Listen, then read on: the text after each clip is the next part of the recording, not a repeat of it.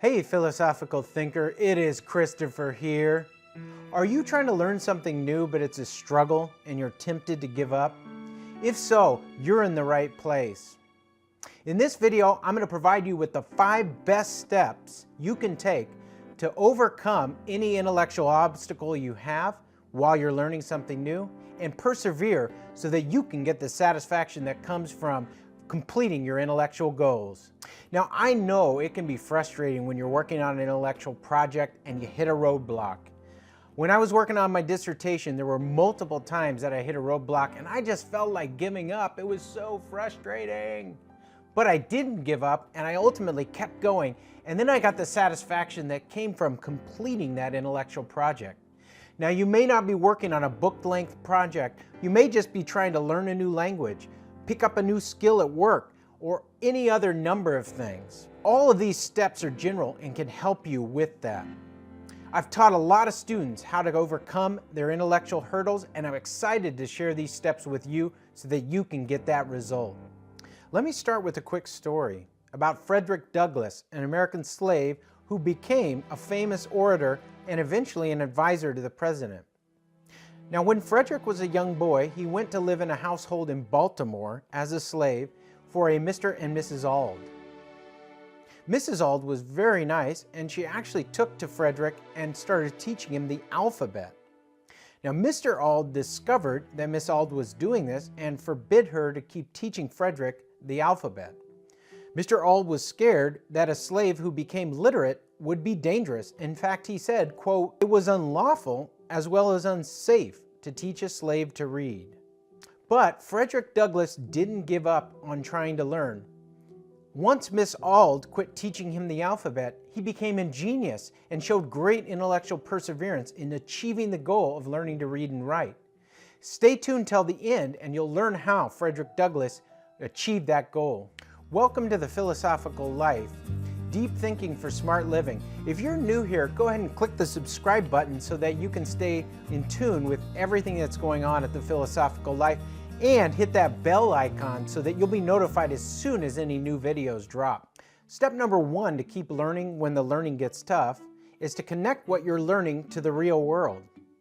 Oftentimes, when we get stuck and are tempted to give up on learning something, it's because the subject we're learning has become boring. It's become flat and one-dimensional.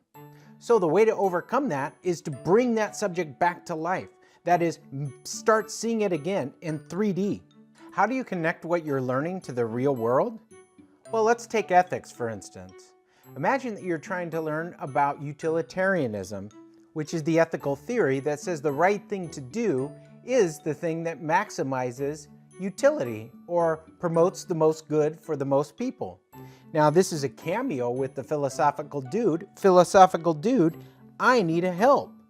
Let's go ahead and consult the bookshelf, for instance. So, imagine that we're reading, getting off the philosophical bookshelf, John Stuart Mill on utilitarianism. Now, let's imagine that this has gotten rather boring and you're tempted to give up and say, you know, I just don't even know if it's worth the effort. What can you do? Well, you could actually take a break and go ahead and look up something that brings this to life. For instance, there's a movement called effective altruism. Effective altruism is essentially utilitarianism in action. It's trying to figure out how to best utilize your money, your resources, especially in the form of charitable donations, to do the most good, the greatest good for the greatest number, which is often referred to as the principle of utility as understood by Mill. So there's one example, and you just find your own way of bringing whatever you're learning to life. Best step number 2 for developing intellectual perseverance is to ignite your curiosity. Curious people learn for learning's sake. That is, they aren't trying to learn just to get kudos or rewards from what they learn. They will tend to, because they have an intrinsic or inherent value attached to learning, they'll tend to keep going even when the going gets tough.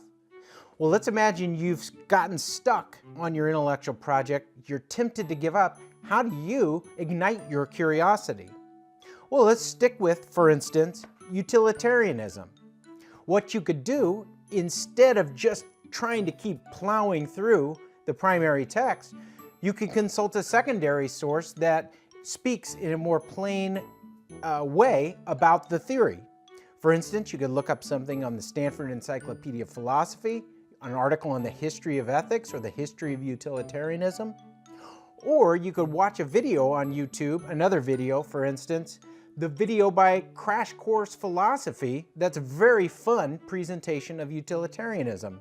And this, again, would help ignite your curiosity and may even lead you to think about fun scenarios, although I don't know if fun is the right term, at least interesting scenarios, such as whether it's permissible, morally speaking, to kill one person in order to save 5 people.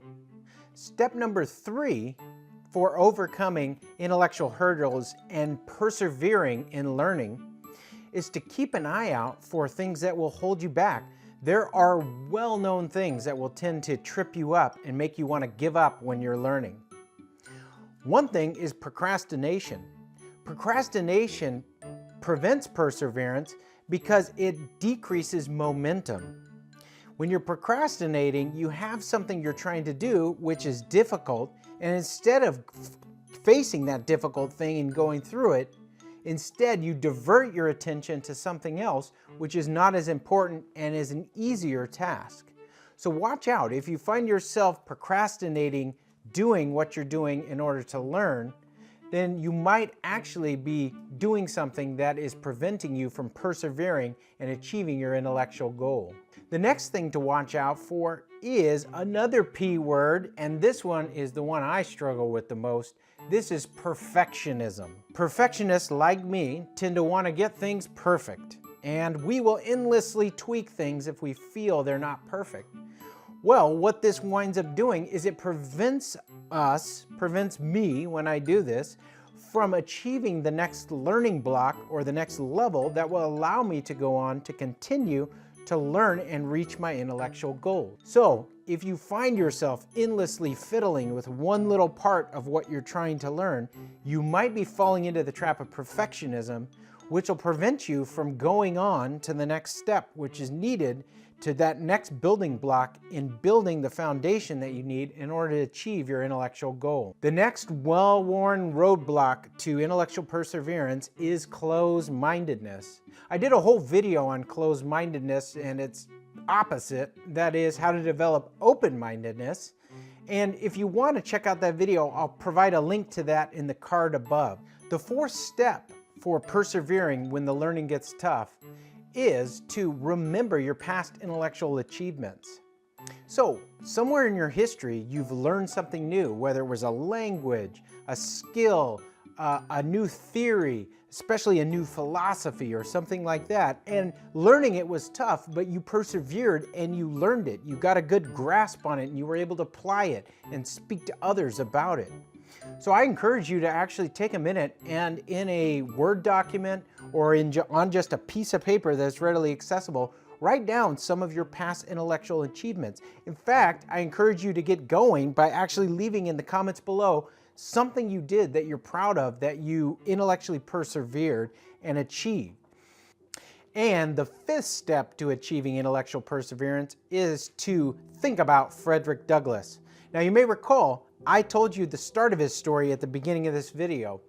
He was in a house in Baltimore, he was a slave, and he was starting to be taught the alphabet and starting to learn how to read, but then he was shut down in his learning process.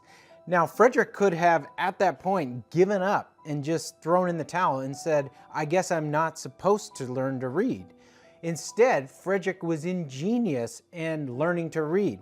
One thing he did is when he would go on errands for the house, that is, he would go to the store, he would take with him bread.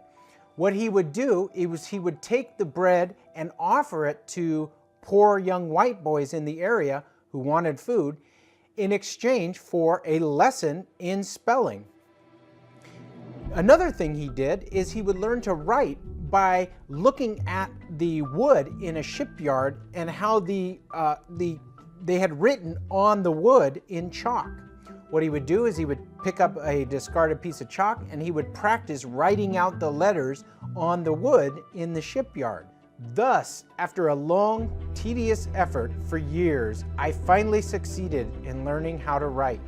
Think about the ingenuity and the perseverance that Frederick had to have in order to overcome his illiteracy and eventually learn to read and write. Let that be an encouragement to you whenever you face an intellectual challenge and you're tempted to give up, to remember Frederick Douglass and think about what he went through in order to learn to read and write, and apply that same effort and ingenuity into your learning process to keep going and achieve your intellectual goals.